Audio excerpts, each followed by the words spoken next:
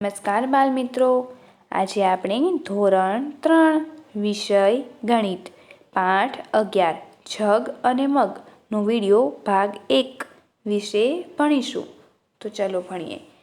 તો જુઓ બાલ મિત્રો, આપણે જગ અને મગ આપણે સાંભળેલા જ શબ્દો છે, જે આપણા ઘરના રસોડામાં ઉપયોગમાં આવતી વસ્તુ છે. બરાબર, જગ અને મગ બંને પ્રવાહી ભરી શકીએ તેવી વસ્તુ છે. શું ભરી શકીએ તેવી છે? પ્રવાહી. હવે આગળ વાંચીએ. બન્ની સંગ બન્નો. બન્ની એટલે શું અને બન્નો એટલે શું? તો એ વ્યક્તિના નામ છે, બન્ની સંગ બન્નો. અહીં એના મેરેજ એટલે કે લગ્ન થાય છે. તો કોઈ પણના લગ્ન થતા હોય તો આપણે તેના સંગ એ રીતે કંકોત્રીમાં વાંચેલું જ હશે. અને ત્યાં લખેલું છે કે વિશિષ્ટ પીણા, અલગ અલગ પીણા આપેલા છે. બન્નીના પરિવારમાં લગ્ન. હવે બંનેના પરિવારમાં લગ્ન થાય છે. હવે અહીં જુઓ, આપણે અહીં પ્રવાહી એટલે કે લીટર વિશે ભણવાનું છે. પ્રવાહી વસ્તુ હંમેશા લીટર અથવા તો મિલીલીટરમાં મપાય છે.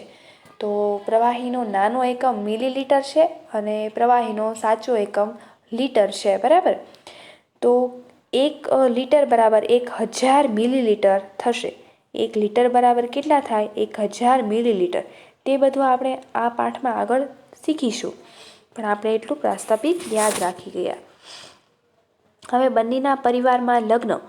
બંનેના પરિવારમાં લગ્ન છે તે સસલાનો પરિવાર છે. ઘણા મહેમાનોને આમંત્રણ આપ્યું છે, જેમ કે હરણ, વાંદરા, હાથી, બિલાડી, કૂતરા, ઉંદર, શિયાળ, ઊંટ, નોળિયો વગેરે. બધા જ મહેમાનોને વિશિષ્ટ પીણું પીવા માટે આપવામાં આવ્યું છે. બધાને શું આપ્યું છે? વિશિષ્ટ પીણું પીવા માટે આપ્યું છે. દરેકને આ પીણું ખૂબ જ સ્વાદિષ્ટ લાગ્યું છે. કેટલાક નાના મહેમાનો જેવા કે ઉંદર અને નોળિયો. નાના નાના મહેમાનો કયા છે? એમાં બધા ઉંદરો છે અને આ નોળિયો છે. તો અહીંયા શું લખીશું? ઉંદર અને નોળિયો, એવું મેં અહીંયા લખ્યું. પ્યાલો, આખો પ્યાલો પીણું પી શકે નહીં. નાના છે એટલે તેનું પેટ આખો પ્યાલો પીણું પી શકતા નથી, અને તે અડધો પ્યાલા જેટલું પીણું પી શકતા હશે. મહેમાન, ખાલી જગ્યા મહેમાન, પરંતુ ખાલી જગ્યા મહેમાન આખો પ્યાલો પીણું પીવા માટે શક્તિમાન હતા. આખો પ્યાલો પીણું કોણ પી શકે? તો કે બિલાડી અને કૂતરા, કેમ કે એ મોટા છે એટલે બીજી ખાલી જગ્યા અહીંયા શું લખીશું? બિલાડી અને કૂતરા.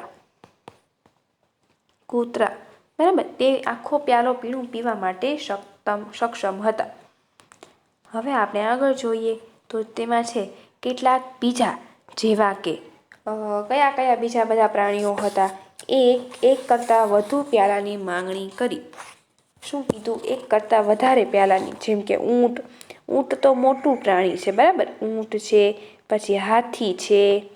હાથીને તો એક પ્યાલાએ કાંઈ અસરય ન થાય, એનાથી વધારે પાણી અથવા તો પીણું જોઈએ. બરાબર, અને હરણ, એ બધા મોટા પ્રાણીઓ છે એટલે એ એક કરતાં વધારે પ્યાલાની માંગણી કરી. હવે મુશ્કેલી શરૂ થાય છે. કેટલાક મોટા મહેમાનો તો પ્યાલા પર પ્યાલો ગટગટાવવા લાગ્યા. એટલે કે મોટા મહેમાનો એટલે હાથીને, હરણ ને ઊંટ, એ બધા. બંનેએ જાણવું છે કે કોણે કેટલું પાણી પીધું. બંનેને શું જાણવું છે? કે કોણે કેટલું પીણું પીધું. તેને કોષ્ટક ભરવામાં મદદ કરો, મજા આવશે. તો આપણે તેને મદદ કરીએ. એક પ્યાલાથી ઓછું પાણી પીધું હોય તેવા કોણ કોણ છે? તો તેના આપણે નામ લખીશું અહીં. ઉંદર અને નોળિયો. 1 થી 5 પ્યાલાની વચ્ચે પાણી પીધું હોય તેવા કોણ કોણ છે? તો છે કૂતરા અને બિલાડી.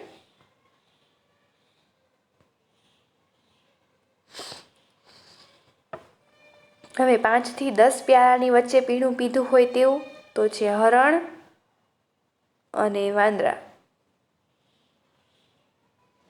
10 પ્યાલાથી વધારે પાણી પીધું હોય તેવા છે ઊંટ અને હાથી.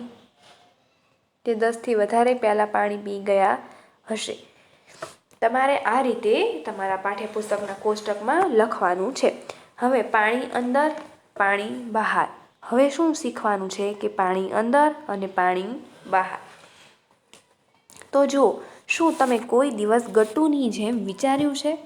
તો ગટ્ટુ શું વિચારે છે? તો જે વિચારે છે તે આપણને અહીં આપેલું છે કે હું રોજ ઘણું બધું પાણી પીઉં છું, પણ તે બધું જ મારી શરીરમાંથી બહાર આવતું નથી, તો તે જાય છે ક્યાં? ગટ્ટુ શું વિચારે છે કે હું જેટલું પાણી પીઉં છું તેટલું બહાર જતું નથી. મતલબ બહાર જવું એટલે શું? કે શરીરમાંથી નીકળવું, બરાબર? તો અહીંયા જો એક શૌચાલય કરીને અહીં એક આપેલું છે. તો શૌચાલય એટલે આપણે બધા શૌચ ક્રિયાઓ કરતા હશું, બરાબર?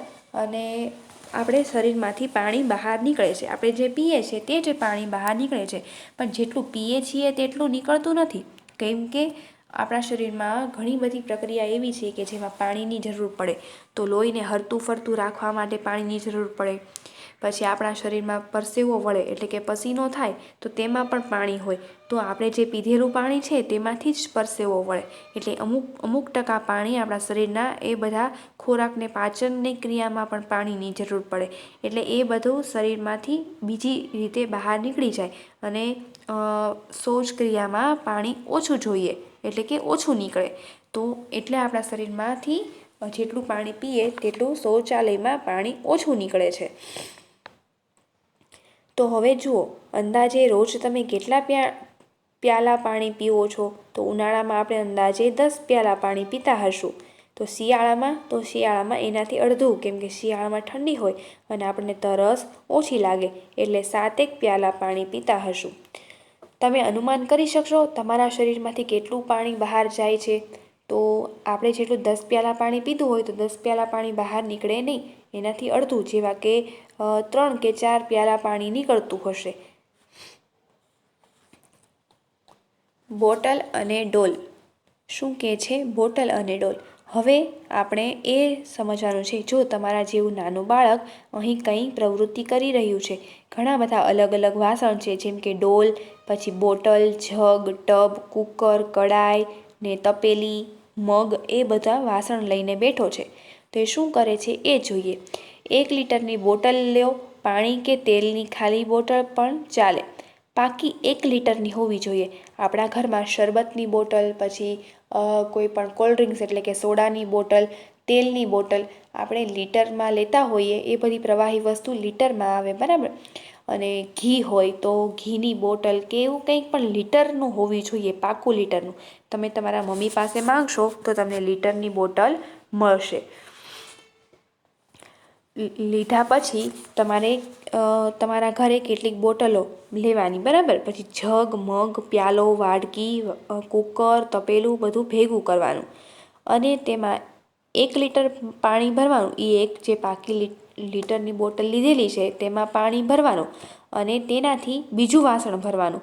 એટલે આપણને ખબર પડે કે આ લીટરમાં, આ બોટલમાં કે આ કુકરમાં કેટલી બોટલ પાણી ભરાણું. બોટલ મતલબ 1 લીટર, 2 લીટર, કેમ કે બોટલ કેટલા લીટરની છે?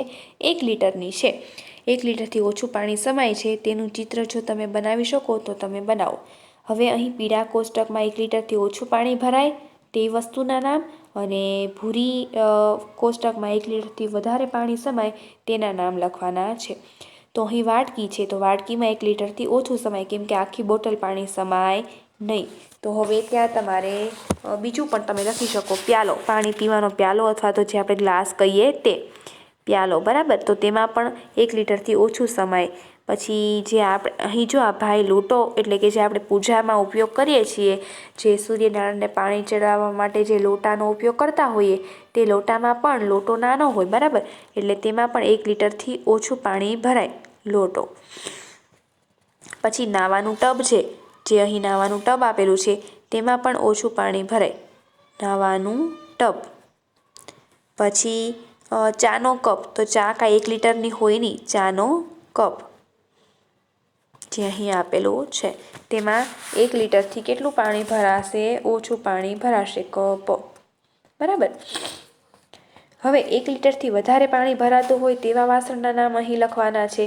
તો છે રાંધવાનું મોટું વાસણ, એટલે કે મોટું તપેલું, પછી કુકર, જો અહીં આપેલું છે કુકર. પછી લખીશું કડાઈ, પછી લખીશું ડોલ અને મોટો પાણીનો જગ, એટલે એમાં 1 લીટરથી વધારે પાણી ઉમેરાશે. તો તમે આ રીતે ત્યાં નામ લખી શકો. હવે તમારા ઘરની ડોલ તરફ જુઓ. અનુમાન કરો કે કેટલા લીટર પાણી સમાઈ શકે. અનુમાન એટલે વિચારવાનું છે, અંદાજ કાઢવાનો અને પછી સાચે માપવાનું. તો આપણે જેટલું અનુમાન કર્યું અને માપ્યું તો બંનેમાં કેટલો તફાવત થયો તે આપણે લખીશું. તો પેલું છે ડોલ 1, ડોલ 2 અને ડોલ 3, એટલે 3 અલગ અલગ ડોલ લેવાની છે. તો ત્રણેયનું અનુમાન કરવાનું. તો હું અનુમાન કરું 10 લીટર સમાય, પછી મેં માપ્યું તો 8 લીટર સમાણું. બીજામાંય મેં 10 લીટર માપ્યું તો તેમાં સાચે 10 લીટર જ સમાણું. ડોલ 3 છે જેમાં મેં અનુમાન 12 લીટર કર્યું તો તેમાં પણ 12 લીટર સમાણું. એટલે મારું અનુમાન એક પેલી ડોલમાં જ ખોટું પડ્યું, બાકી બધી ડોલમાં તો સાચું પડ્યું. તો બાળમિત્રો, તમારે અહીં આપેલી પ્રવૃત્તિ કરવાની છે અને તમારે કેટલામાં 1 લીટર પાણી ભરાય છે તે સમજવાનું છે ને જોવાનું છે. પછી અહીં તમે લખી શકો. હવે આપણે આગળનું આવતા વિડીયોમાં અભ્યાસ કરીશું. ત્યાં સુધી આવજો.